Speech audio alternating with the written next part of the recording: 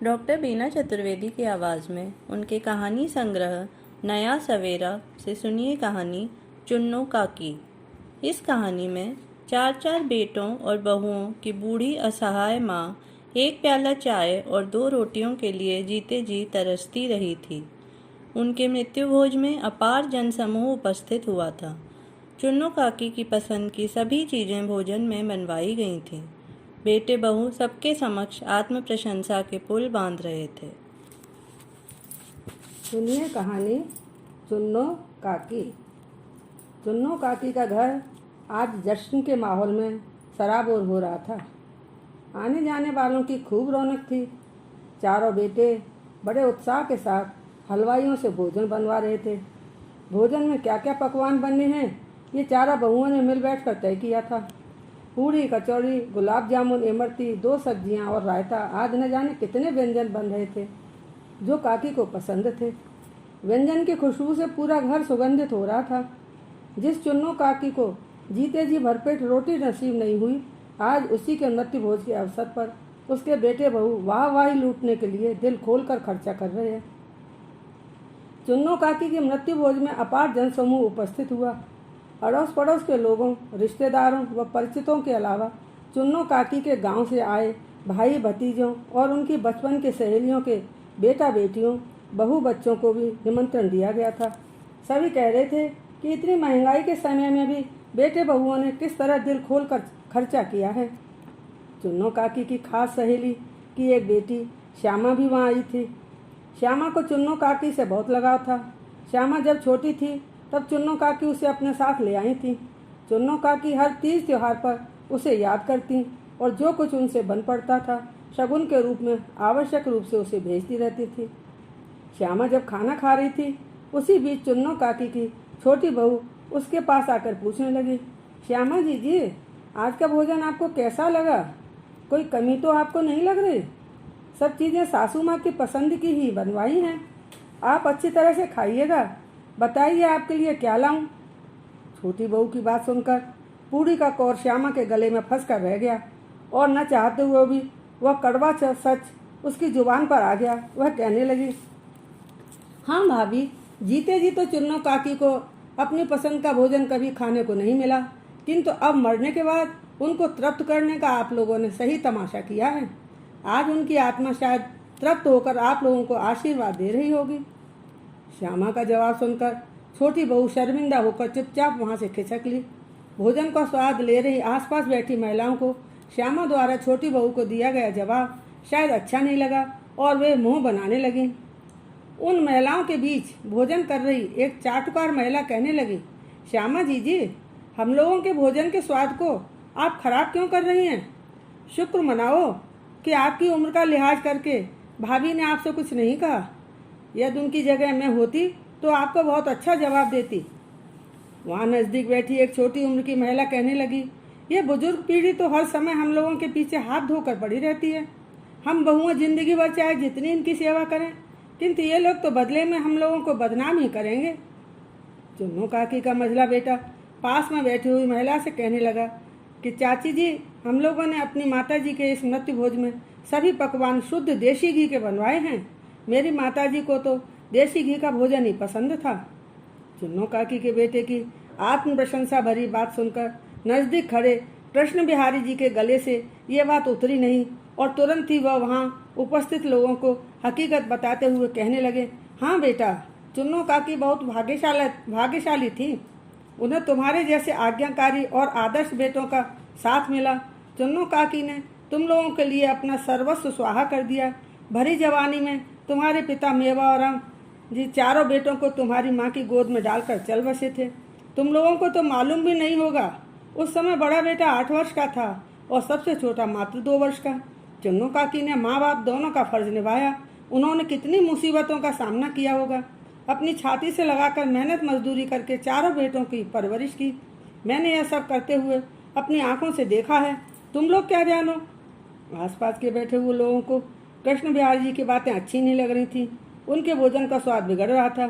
उनमें से एक लड़का कहने लगा, अंकल जी, यह सब तो सभी माता पिता करते हैं, यह तो उनका कर्तव्य होता है।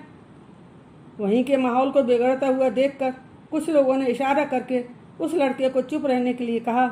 उनमें से एक सज्जन चुन्नू काकी के बेटे बहुओं के पास जाकर कहने लगे, बेटा तुम लोगों ने बहुत अच्छा इंतजाम किया है। आज चुन्नू काकी खुश होकर तुम लोगों को अवश्य आशीर्वाद दे रही होंगी।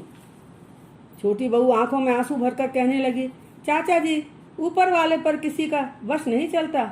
हमारी सासू माँ क्या गई, हम सबका सहारा ही चला गया। बुजुर्गों से घर में कितनी रौनक रहती है, अंतिम समय में वह मेरे पास ही थी। कृष्ण बिहारी जी चुन्नू काकी को बहुत सम्मान की दृष्टि से देखते थे। वहाँ उपस्थित लोगों द्वारा चुन्नू काकी के बेटे बहुओं की जो झूठी प्रशंसा हो रही थी, उससे उनका मन अत्यधिक खिन्न हो रहा था। उनके गले में प्रसाद स्वरूप एक कौर भी नहीं उतरा। वह बिना कुछ खाए पिए घर वापस आ गए। जब कृष्ण बिहारी जी घर वापस आए तो उनके बेटे की बहू विनीता उनसे पूछने लगी, बाबूजी आप कब आए? मुझे तो पता ही नहीं चला। चुन्नू काकी का मृत्यु भोज कैसा हुआ? कृष्ण बिहारी जी ने बहुत ही असंतोष से परिपूर्ण लहजे में जवाब दिया, बेटा बहुत ही अच्छा, तरह तरह के पकवान देसी घी में तैयार किए थे। एक से बढ़कर एक स्वादिष्ट व्यंजन थे। चुन्नू काकी के बेटे बहुओं ने आज दिए गए भोज में कोई कसर नहीं छोड़ी। बाबूजी की बातों पर उनकी बहू विनीता को तनिक भी विश्वास नहीं हो रहा था और वह कहने लगी, बाबूजी ये आप क्या कह रहे हैं? खाक कमी नहीं छोड़ी। जीते जी तो चुन्नू काकी एक प्याला चाय और 2 रोटी को तरसती रही, भूखी प्यासी कहाँ पड़ी रहती थी। इस बात की चिंता उन लोगों को कतई नहीं थी। जब दिखावे से क्या फायदा, ऐसे बेटे बहुओं को भगवान उनके किए की सजा अवश्य देंगे। जवानी के नशे में लोग यह क्यों भूल जाते हैं कि एक दिन उनका भी बुढ़ापा आएगा। बाबूजी कहने लगे, छोड़ो बेटी इस बात को, पकवान सब देखते हैं, भगवान का देखा दिया हुआ सबको मिल ही जाता है। चुन्नू काकी तो चली गई, अब सभी तकलीफों से मुक्त हो गई। तुम तो मेरे लिए एक प्याला अदरक वाली चाय बना दो, दर्द से सिर फटा जा रहा है। थोड़ी देर में कृष्ण बिहारी जी का बेटा संतोष ऑफिस से घर आया और बाबूजी से पूछने लगा कि आप इतने उदास और थके हुए क्यों लग रहे हैं? स्टेडियम में आज कवि सम्मेलन है, मैं सबके लिए पास लाया हूँ, आप थोड़ा आराम कर लीजिए फिर चलेंगे। विनीता तुम भी घर का काम जल्दी निपटा लो। कृष्ण बिहारी जी कहने लगे, बेटा तुम लोग ही चले जाना, आज मेरा मन नहीं है। विनीता कहने लगी, नहीं बाबूजी ऐसा कैसे हो सकता है, आपको तो चलना ही पड़ेगा। आप मना क्यों कर रहे हैं? आपको कवि सम्मेलन में जाना बहुत अच्छा लगता है, चलिए ना, आपका मन बहल जाएगा। विनीता की बात को बाबूजी कभी नहीं टालते थे। वह कवि सम्मेलन में जाने को तैयार हो गए। आज बाबूजी का मन कवि सम्मेलन में भी नहीं लग रहा था। अपने पिताजी की हालत को देखकर संतोष कहने लगा, पिताजी आपकी तबीयत ठीक नहीं है क्या? आप कहाँ खो गए? आपको कौन सी बात सताई जा रही है, प्लीज़ मुझे बताइए। कृष्ण बिहारी जी कहने लगे, बेटा क्या बताऊँ, चुन्नू काकी के मृत्यु भोज में जाकर आज मैंने जो कुछ देखा और सुना उसके विषय में सोच सोच कर मेरा दिल रो रहा है। मैं अपने दिल को काबू में नहीं कर पा रहा। मेरी अंतरात्मा मुझे धिक्कार रही है। चुन्नू काकी के बेटों ने जीते जी उनके साथ कितना दुर्व्यवहार किया था और अब पूरी दुनिया को ऐसे दिखा रहा है मानो माँ के जाने का उन्हें कितना दुख है। मन कर रहा था कि उन लोगों को अच्छा सबक सिखाऊं, मगर कुछ सोचकर मैं वहाँ से चुपचाप चला आया। बस इसी से मुझे कष्ट हो रहा है। संतोष कहने लगा, बाबूजी हम कौन होते हैं किसी के पारिवारिक मामलों में दखल देने वाले? आप इधर से ध्यान हटाने की कोशिश कीजिए, अपनी सेहत की चिंता कीजिए, वरना ब्लड प्रेशर बढ़ जाएगा। कृष्ण बिहारी जी के कहने लगे कि बेटा जिसके तुम लोगों जैसे बेटा बहू हो उसे ब्लड प्रेशर की क्या चिंता, तुम लोगों के होते हुए मुझे कोई भी बीमारी परेशान नहीं कर सकती। संतोष और विनीता कहने लगे, बाबूजी इस तरह की बातें करके हम लोगों को छोटा मत कीजिए, हम लोग कुछ खास नहीं करते, बस अपना फर्ज ही तो निभाते हैं।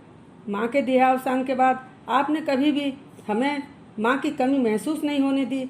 आपने माँ बाप दोनों का प्यार देकर हम भाई बहन को पढ़ाया, योग्य बनाया और अच्छे संस्कार दिए। बस उसी का परिणाम है कि हम सब एक दूसरे की भावनाओं की कद्र करते हैं।